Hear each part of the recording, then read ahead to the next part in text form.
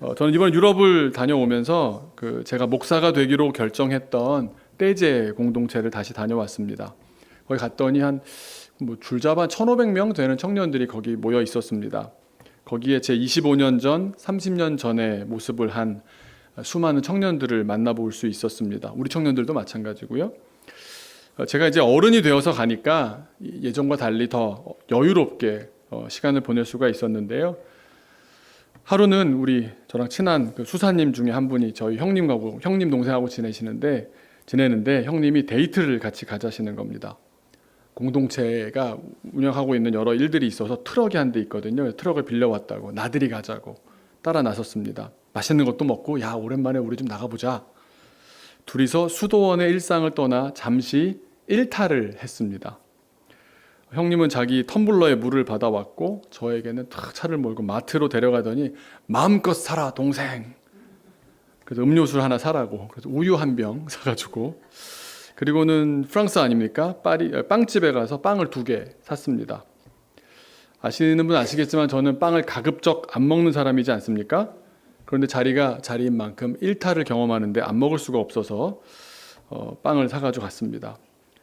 형님과 지방 소멸로 사람들 찾기가 어려워진 마을 여기저기 문을 닫은 교회 등등 같이 찾아가 보면서 함께 걷기도 하고 그런 현장들에서 느끼는 것들을 소회들을 나누면서 그렇게 시간을 보내다가 출출해지기 시작하니까 어느 나무 아래 테이블이 있는 벤치로 데려가셨습니다. 그리고는 준비한 식탁보를 갑자기 어디선가 식탁보가 이렇게 나오더라고요. 테이블 위로 싹 펼치는 겁니다. 딱 봐도 쓰던 식탁보라서 얼룩도 있고 그랬지만 그냥 오래된 나무로 되어 있는 테이블과 의자가 붙어 있는 그런 거 있지 않습니까? 펜션 같은 데 있는. 근데 거기에 초록색 이끼가 막 펴 올라와 있던 곳이었는데 식탁보를 착 펼쳐 보니까 세상 최고의 식탁으로 바뀌는 겁니다. 사실 떼즈 공동체가 있는 지역은 샤도네이라고 하는 품질 좋은 포도주의 원산지인 곳입니다. 영어로는 벌건디라고 하고 또 프랑스 말로는 부르고뉴 지방이라고 하는데 많은 유럽 사람들이 남프랑스의 정취를 느끼면서 멋진 말년을 보내는 그런 전 유럽에서 오는 사람들이 모이는 곳이기도 합니다. 그런데 우리 둘은 어디서나 볼 수 있는 나무 한 그루 아래 초록색 이끼가 잔뜩 낀 공원의 테이블 겸 벤치 위에 얼룩이 묻은 식탁보를 펼쳐놓고 그 위에 텀블러 1병, 우유 1병, 빵 2개 단돈 10,000원으로 얼마나 행복했는지 모릅니다. 한번 사진 보여주시겠어요? 너무 감사해서 사진을 이렇게 찍었지 않습니까? 10,000원의 행복입니다.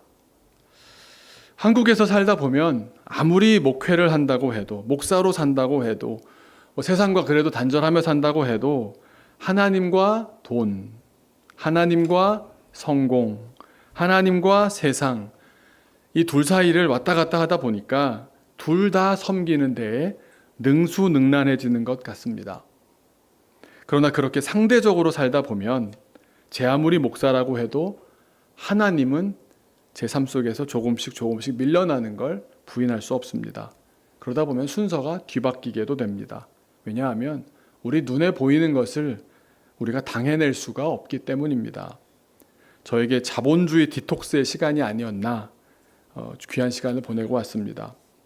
그러면서 이제 수도원의 수도자들과 저도 이제 하도 오래 다니다 보니까 친해져서 그 수도자들과 더불어 일상을 같이 살기도 했는데요.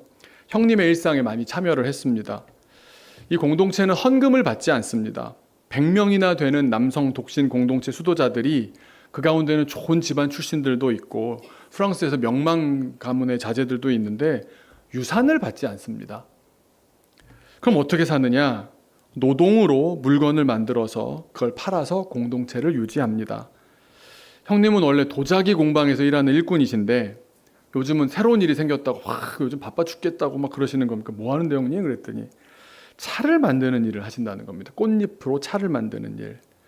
꽃을 키워서 잎을 따서 그걸 말려서 꽃잎으로 차를 만들어 팔아서 공동체의 재정을 마련하는 그런 노동을 하고 있다는 겁니다. 그러더니 저한테 잘 됐다고 같이 하자고 같이 도왔습니다.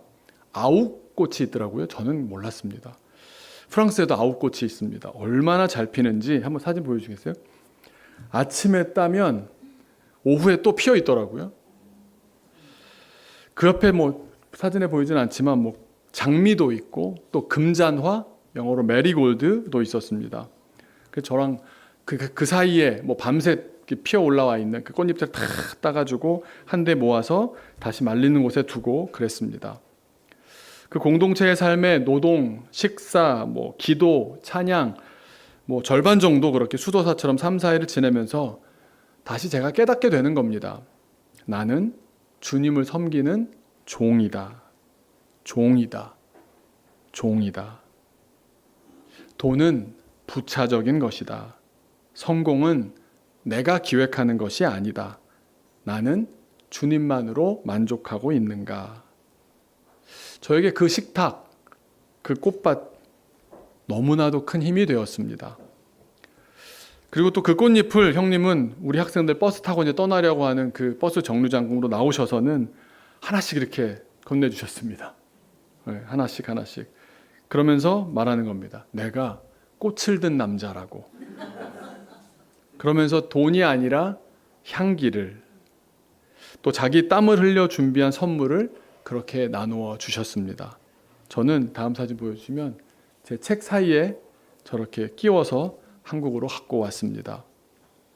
제가 오늘 이 이야기를 하는 걸 한번 오늘 말씀을 들으시면서 잘 떠올려 보시고 잘 매치시켜 보시면 좋겠습니다. 오늘의 주제는 빌라도입니다. 예수님을 만났던 빌라도. 직접 만났으면 얼마나 좋은 신앙의 기회가 되었겠습니까마는 그렇지 않았죠. 왜냐하면 빌라도는 유대 지역을 다스리는 로마 제국의 총독이었습니다. 총독은 상당한 규모의 로마군을 지휘했던 장군이었고요. 동시에 법적으로는 점령 중인 유대 지역의 통치자였습니다. 그러니까 빌라도 총독은 유대 지역에 있어서의 절대 권력을 가진 사람이었습니다.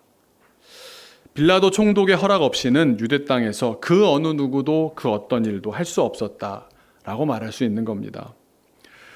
유대인들에게 아무리 유대교의 율법이 중요했다고 해도 그저 로마 제국에게 위임받은 만큼만, 허락받은 만큼만 매우 한정된 범위 내에서 관습법 정도로 작동하고 있었을 뿐입니다. 그러니까 사형의 집행은 말할 것도 없고 단순히 당신은 사형이요라고 선고하는 것조차도 유대인들은 마음대로 할 수 없었습니다. 오늘의 본문에 그 내용이 나오지 않습니까? 로마 제국에서 생명을 살릴지 죽일지 정도의 그 큰 결정을 내리는 것은 식민지 백성들끼리 결정할 수가 없었고 총독이 로마 제국의 권위를 갖고서 행사할 수 있는 일이었습니다.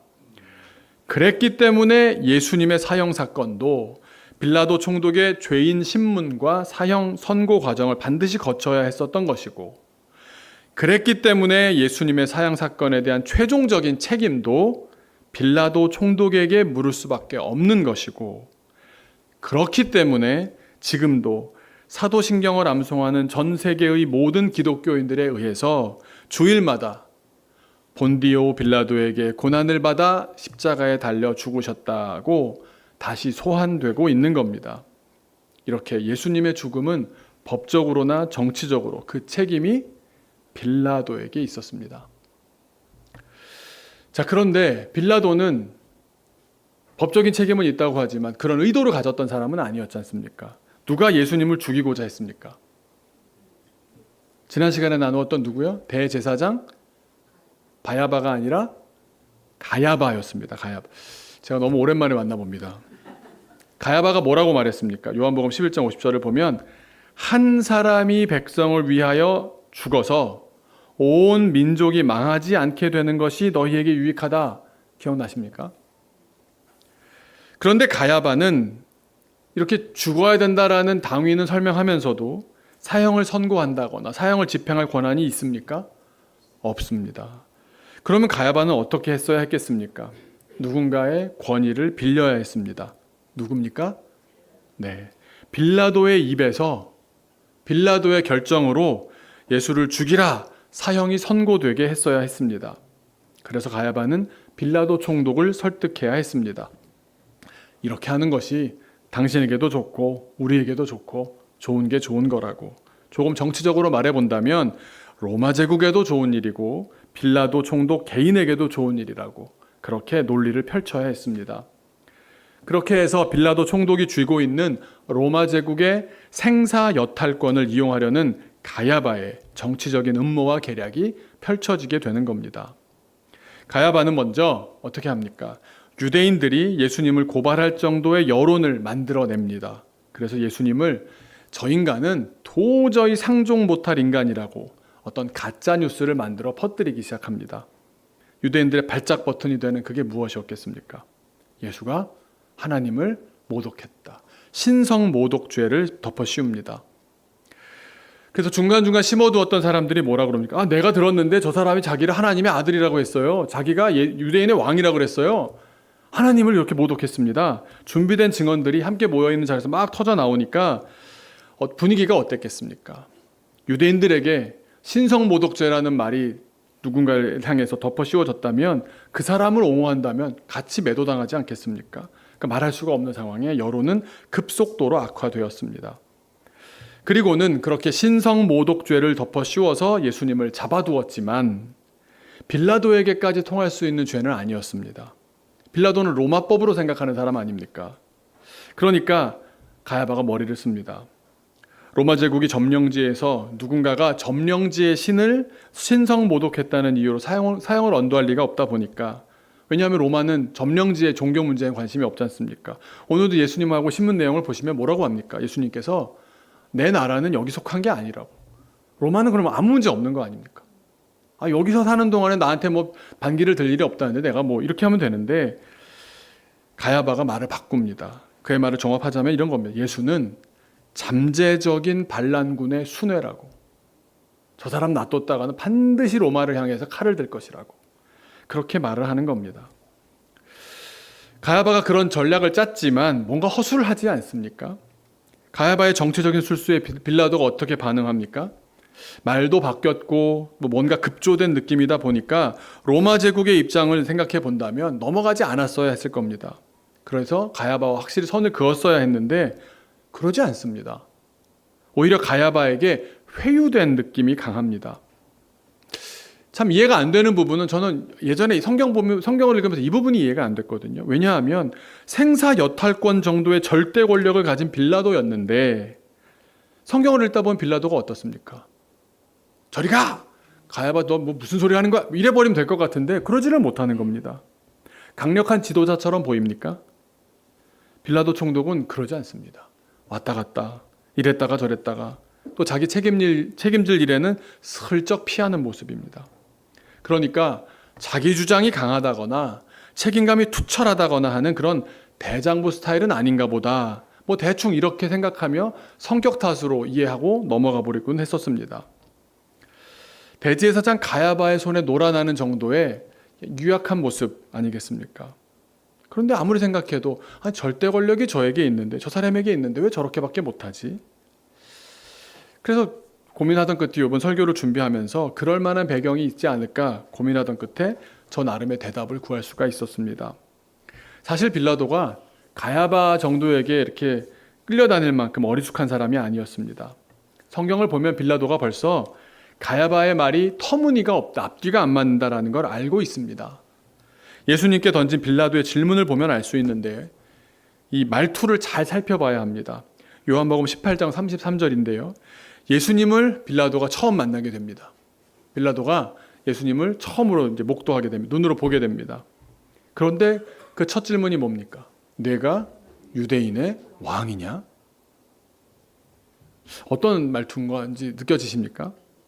물론 성경에 이때 예수님의 겉모습을 묘사하는 부분은 없지만, 그렇다고 예수님이 가야바가 묘사했던 것처럼 체게바라거나 오사마 빈 라덴 같은 반란군 지도자와 같은 모습은 아니었을 겁니다.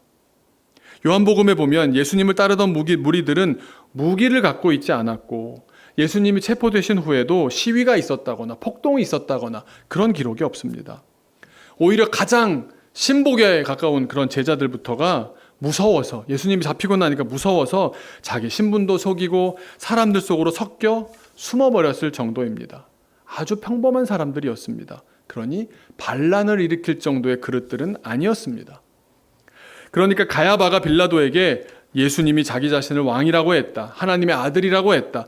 그러니 언젠가는 반란을 일으킬 것이다 라는 말과 지금 예수님의 첫인상, 아니 그냥 행색은 도무지 연결이 안 되는 겁니다. 도무지 로마의 권위와 사회 질서를 위협할 만하다고 받아들일 요소는 하나도 찾아볼 수가 없는 겁니다. 그래 다소 허탈하게 묻는 겁니다. 네가 유대인의 왕이라고? 이런 느낌입니다. 빌라도로서는 도대체가 납득하기가 어려웠던 겁니다. 그러니 반란군, 그것도 잠재적인 반란군이라는 명목으로 사형 언도를 내릴 수 있을까? 그럴 수가 없는 겁니다. 그런데 그 빌라도가 사리 판단을 그렇게 하고 있던 빌라도를 꼼짝 못하게 만드는 결정적인 한마디가 있습니다. 그 말에 빌라도가 반응합니다. 이 말은 백성들의 함성으로 터져 나왔지만 빌라도를 무장 해제시켜버립니다. 누구의 작전이겠습니까? 누가 사주해서 백성들이 그 말을 하게 했겠습니까? 가야바입니다. 어떤 말이길래 빌라도는 마음을 바꾸어 먹었겠습니까? 요한복음 19장 12절을 보면 이렇게 사람들이 외칩니다. 뭐라고 외치냐면 이 사람부터 한번 읽어볼까요? 이 사람을 놓으면 가이사의 충신이 아니니이다. 가이사가 누굽니까? 가이사. 로마 황제 시저를 성경적으로 표기하는 게 가이사입니다. 그래서 가이사 아구스도 그러면 시저 아구스투스를 얘기하는 거고요. 그러니까 이 사람 놓아준다면 당신은 당신의 주군인 황제에게 등을 돌리는 겁니다. 이 말입니다. 사람들이 이렇게 소리치자 빌라도가 싹 바뀝니다. 그러니까 이런 뭔가 프리퀄이 있는 겁니다. 이 말을 들었을 때 빌라도가 뜨끔하고 뭔가 움찔하고 이건 아닌데 라고 바뀔 수밖에 없었던 사전 이야기가 있는 겁니다. 그걸 모르고 성경을 읽으니까 왜 이러지? 이 사람 성격이 그런가? 이렇게 오해했었던 거죠. 사실 지금 가야바가 백성들을 동원해서 빌라도의 치명적인 약점을 건드리면서 빌라도를 압박하고 있는 중입니다. 무슨 일이 있었던 걸까요? 과거의 총독 빌라도는 초기에 유대인들을 잘 몰랐습니다. 바닥 정서를 잘 몰랐습니다. 그래서 결정적인 실수를 몇 가지 저지릅니다. 한 두 가지만 살펴보겠는데요. 첫 번째는 빌라도 총독이 이런 일을 저질렀습니다. 우리가 유럽이나 북아프리카를 가보면요, 기차 레일이 놓일 법한, 지금은 그거 있으면 확 사진 찍고 난리가 나는 로마 제국을 상징할 수 있을 만한 다리 같은 건축물이 있습니다. 한번 보여주시겠어요? 이런 거 보셨습니까? 이게 뭡니까? 네. 또 다른 거 사진도 한번 보여주시겠어요? 이런 거 많이 보셨을 겁니다. 이게 아치 기법이 로마의 기법이거든요. 건축 기법. 아치를 하니까 돌만 가지고 얼마든지 높게 쌓을 수가 있는 겁니다. 이걸 수백 킬로씩 이어지게 쌓습니다. 이게 뭐냐면 로마 제국의 상징과도 같은 물길입니다. 수로. 그러니까 저수지의 밑바닥을 뚫어서 물길에 연결한 다음에 아주 세밀하게 0.5도 이 정도로 각도를 아주 작게 잡아서 로마까지, 그 가까운 도시까지 수원지에서 물이 들어오게 만드는 겁니다.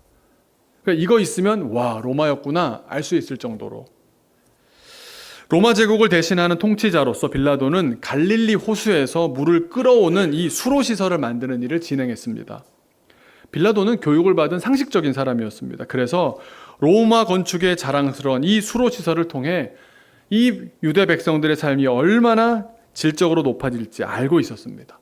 그래서 이 공사를 통해서 혜택을 보는 사람들이 그 돈을 마련해야 된다 생각을 하고는 비용 부담을 할 방법을 찾습니다. 그런데 얼마나 상식적인 생각이었는지 모르겠지만 이 엄청난 돈을 어떻게 충당하느냐?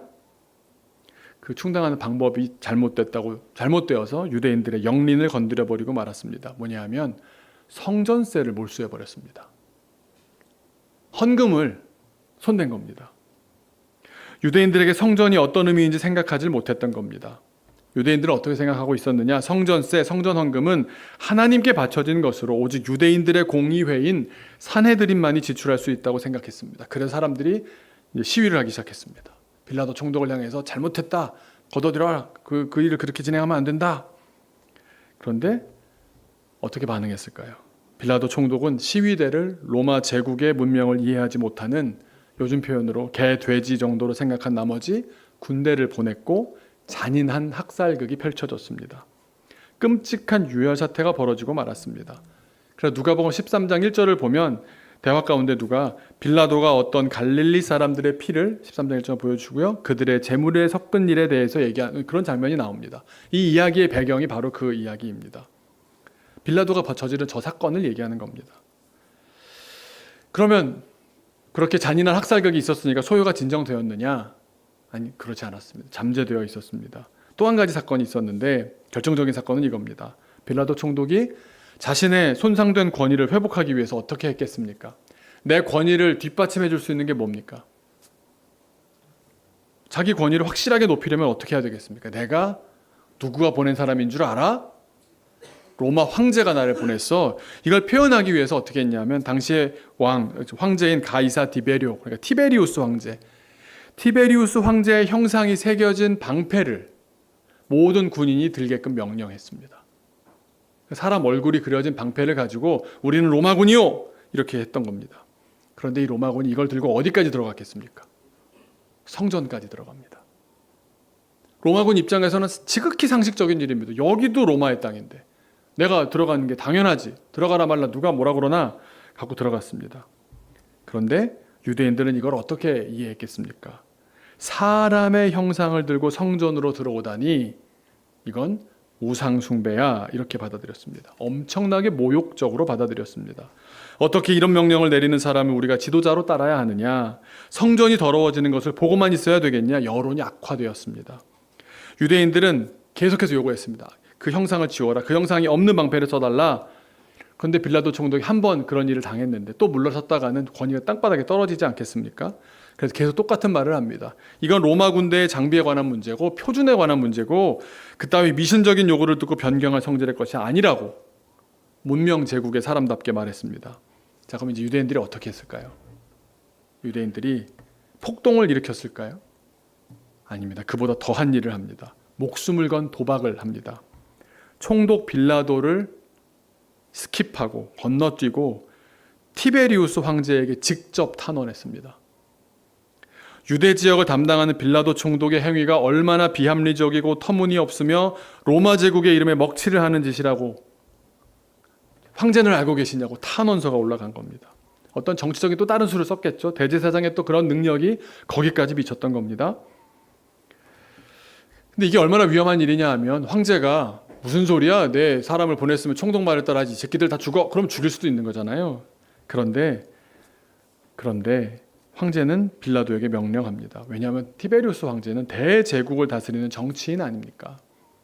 유대인들의 감정을 건드리는 방패 문제를 공개적으로 백지화하라고 명령합니다. 자, 그러고 났으니 빌라도의 권위는 어떻게 됐겠습니까? 땅바닥으로 떨어졌습니다. 정치적 입지와 권위가 아주 좁아지고 말았습니다. 그러니까 원래 빌라도가 그런 성격이어서가 아니라 이런 일련의 과정들을 거친 결과 그렇게 유약한 모습, 그렇게 책임을 피하는 모습으로 사람이 한층 쪼그라들고 있었던 겁니다.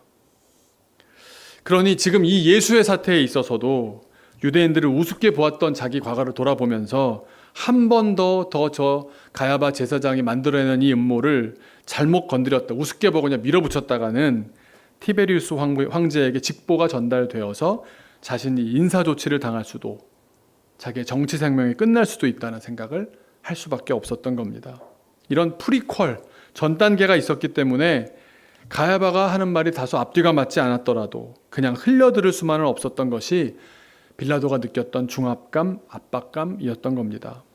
그래서 가야바가 사주에서 온 백성들이 외쳤던 그 말, 이 사람을 놓으면 가이사의 충신이 아니니이다. 빌라도가 얼마나 놀랐겠습니까? 이거 가야바가 저지른 짓이구나. 가야바가 만든 음모구나. 여기서 내가 말 잘못했다가 나 끝나는구나. 이 생각을 했던 겁니다. 법적으로 본다면 물론 로마의 군사력은 빌라도의 손가락 끝에 달려 있었지만 정작 빌라도의 두 손은 대제사장 가야바에게 묶여 있던 겁니다. 빌라도는 예수님을 없애려는 가야바의 계획을 얼마든지 백지화할 수 있는 권한이 있었지만 빌라도가 예수님을 보면서 무슨 생각을 했겠습니까? 저 사람도 가야바에게 걸려들었구만. 꼼짝없이 걸려들었네. 나라도 살아야지. 뭐 저 사람이 중요한가? 그러지 않았겠습니까? 그래서 손을 털었던 겁니다. 이번엔 가야바 하자는 대로 해서 다음엔 내 정치를 할 수 있는 운신의 폭을 조금 더 넓힐 수 있으리라 생각하지 않았겠습니까? 빌라도에겐 지금 정직하고 정의롭고 그런 판단을 내리고 집행하면서까지 엄청난 대가를 치를 만한 정치력이 없다라는 것이 자기 판단이었던 겁니다. 그러니까 진리는 중요한 것이 아니었습니다. 그렇다고 빌라도가 예수님을 구명하고자 하는 노력을 전혀 안 한 것은 아닙니다. 여러모로 유대인을 설득하지만 유대인들이 뜻을 굽히지 않았습니다. 대제사장이 얼마나 집요하게 했겠습니까? 빌라도는 그래서 나도 노력했어. 요걸 좀 남겨놓기 위한 노력들을 합니다. 자기의 노력만 계속 얘기했겠지만 결과적으로는 책임지지 않았습니다. 여러분, 이게 우리의 자화상이 아닐까요? 나도 노력했어 라고 말하기 쉽습니다. 왜냐하면 우리한테 큰 것은 내가 했던 노력이기 때문입니다. 그런데 결과는 어떻게 됩니까? 진리와 타협한 삶은 아름답게 기록될 수가 없습니다. 노력으로 되는 일이 아니기 때문입니다. 진리는 수호했어야 했던 겁니다. 진리에 대한 태도가 상대적일 수가 없기 때문입니다. 빌라도는 타협했습니다. 그래서 결국 예수님을 넘겨주고 말았습니다. 정리하자면 빌라도는 예수님을 만났습니까? 안 만났습니까? 만났습니다. 그리고 예수님의 죽음이 옳다고 생각했습니까? 옳지 않다고 생각했습니까? 옳지 않다고 생각했습니다. 그런데 문제는 뭡니까? 아무 일도 하지 않았습니다. 그냥 손만 닦았습니다. 어떤 의미입니까? 그저 자기 자신에게 그리고 군중들에게 내가 결정한 일이 아니라고, 어디까지나 나는 중립적이었다고, 예수님을 죽이려 공모한 사람들과 나는 전혀 상관이 없고 무관하다고 자기의 손을 씻기만 했습니다. 마태복음 27장 44절 한번 같이 읽어보겠는데요. 같이 한번 읽어보겠습니다. 시작. 빌라도가 아무 성과도 없이 도리어 밀란이 나려는 것을 보고 물을 가져다가 무리 앞에서 손을 씻으며 이르되 이 사람의 피에 대하여 나는 무죄하니 너희가 당하라. 이렇게 말했다고 그 말대로 됩니까? 서두에서 말씀드렸듯이 그건 자기의 정신승리였을 뿐입니다. 나도 노력을 많이 했습니다. 한다고 했습니다. 하지만 역사는 그에게 책임을 묻고 있는 겁니다. 엄연한 현실을 그는 회피했을 뿐입니다. 사도신경은 너무도 명확하게 그의 책임이라고 기록하고 있지 않습니까? 2000년 초대교회 때부터 본디오 빌라도에게 고난을 받아 십자가에 못 박혀 죽었다고. 우리도 내용을 파고들면 대제사장이 사주를 했고 그 백성들이 그냥 무지몽매해서 따라와서 그래서 그렇게 다 하라는 대로 했더니 예수님을 죽게끔 했다. 대제사장이 나쁜 놈이네. 우리가 인간적으로 그렇게 얘기할 수 있지만 책임이 누구한테 있습니까? 빌라도에게 있습니다. 2000년 전부터 본디오 빌라도에게 고난을 받아 십자가에 못 박혀 죽으시라고 해석이 완료되어서 지금도 소환되고 그렇게 박제되어 버린 겁니다. 우리가 이렇게 스스로에게 물어봤으면 좋겠습니다. 다시 한번 묻는데요. 빌라도가 예수님을 만났습니까? 만났습니다. 나는 예수님을 만났습니까? 만났습니다. 빌라도가 예수님을 만나 어떻게 되었습니까? 변화되었습니까? 깨달았습니까? 능력을 받았습니까? 아무 일도 안 일어났습니다. 나는 예수님을 만났는데도 왜 변화가 없고 깨달음이 없고 능력이 없습니까? 빌라도가 어떻게 했는지를 보면 깨달을 수가 있습니다. 한마디로 이렇게 표현할 수 있을 것 같습니다. 아까 굉장히 제가 장황하게 설명드렸는데 예수님을 만난 빌라도는 어떤 상태였습니까? 요즘 우리의 표현으로 하자면 바쁜 상태였습니다. 굉장히 바빴습니다. 우리가 바쁘다는 말을 언제 합니까? 다른 일들이 많을 때, 다른 일들로 내가 집중하지 못할 때, 다른 일들이 더 가치가 있을 때, 그럴 때 하는 말이 뭡니까? 바쁘다입니다. 바쁘다. 지금 뭐가 중요한지 가치가 뒤바뀐, 가치가 전도된 겁니다. 여러분, 예수님을 만났다는 게 어떤 의미인지 아십니까? 진리를 만났다는 겁니다. 그런데 빌라도는 예수님을 대하면서 또 나는 예수님을 만나면서 어떻게 합니까? 바쁩니다. 바쁩니다. 빌라도의 머릿속은 절대적인 기준으로는 예수님께 사형 언도를 내릴 수 없다는 사실을 알았지만 상대적인 가치로 판단합니다. 사람들의 평판에 왔다 갔다 합니다. 내 정치적인 계산과 일전에 있었던 사건들 때문에 떨어진 내 위신, 내 정치적 입지, 내 이익, 내가 살 국리로 빌라도의 머릿속은 가득 차 있습니다. 그 계산으로 너무 바빴습니다. 너무 바빠서 진리 앞에 잠시도 자기를 비우고 진정성 있게 머물지 않았습니다. 우리가 지금 바쁘다 하면서 현대사회는 바쁠 수밖에 없지 않느냐 말하면서 이런 실수를 다 저지르고 있는 건 아닙니까? 목사로서 교우분들을 보면서 또 다음 세대 젊은이들을 보면서 제가 강권적으로 절대적 하나님 앞에 상대적인 태도를 버리시라고 오늘 말씀처럼 이렇게 총론적으로 말씀드릴 수는 있지만 선택은 각자의 몫입니다. 교회를 많이 다녔다고 헌금도 드렸고 시간도 드렸다고 주님 진정성을 아시지 않습니까? 아무리 얘기한들 내 기준이 아니지 않습니까? 그 진정성이 어느 정도인지를 주님이 모르시겠습니까? 빌라도도 말할 겁니다. 내가 노력을 안 했냐고. 유대인 지도자들을 몇 번이나 설득하지 않았냐고. 쟤들이 원래 그런 놈들이라고. 눈이 시뻘게 져가지고 대제사장부터 덤벼드는데 난들 어쩌겠냐고. 그게 원래 자기네 유대인들끼리 벌어진 일인데 그걸 내면 어떡하라고. 그래서 내가 손도 씻지 않았냐고. 그러면 씻어집니까? 결과가 뭡니까? 본디오 빌라도에게 고난을 받아 십자가에 달려 죽으시고 결과를 바꾸지 못합니다. 우리는 계속해서 이 고민을 하며 살 겁니다. 얼마나 바쁘십니까? 직장에서, 사회에서, 관계에서, 학교에서, 만남에서, 동호회에서 얼마나 많은 일들 가운데 우리가 선택을 해야 됩니까? 어떤 선택을 내리고 계십니까? 절대적인 선택을 하고 계십니까? 상대적인 선택을 하고 계십니까? 상대적인 선택이 쌓여갔을 때 오늘 이 사도신경의 한 줄은 마치 나의 생명책에도 그런 식으로 기록되지 않겠습니까? 본디오 빌라도에게 고난을 받아 십자가에 달려 죽으시고 예수님을 죽인 범인으로 우리가 그렇게 기억되어야 되겠습니까? 그래놓고 예수님 만났을 때 저는 손을 씻었는데요. 주님은 그렇게 기억하지 않으십니다. 내가 하는 기억으로 마음을 편하게 할 수 있을지는 모르겠지만 그런 정신승리로 잠시 내가 모면할 수 있을지는 모르지만 주님의 절대적인 기준 앞에 살아가시는 저와 여러분 되시기를 주님의 이름으로 축원합니다. 우리 기도하겠습니다. 오늘 설교 본문 제목을 이렇게 정했습니다. 빌라도 손 씻듯이 살지 맙시다. 자기를 속일 수는 있을지 몰라도 주님을 속일 수는 없지 않습니까? 주님 앞에 기준으로 주님 앞에 삽시다. 주님을 향한 진리를 향한 우리의 태도가 절대적이어야 함을 다른 것과 비교해가며 이것도 선택하고 저것도 선택하는 그런 상대적인 것이 아니라 오직 주님은 주님으로 주님을 먼저 나를 비우고 받아들이며 그 안에 사는 것이 나의 삶임을 주님 앞에 한번 다짐하기를 소망합니다. 우리 같이 기도하겠습니다.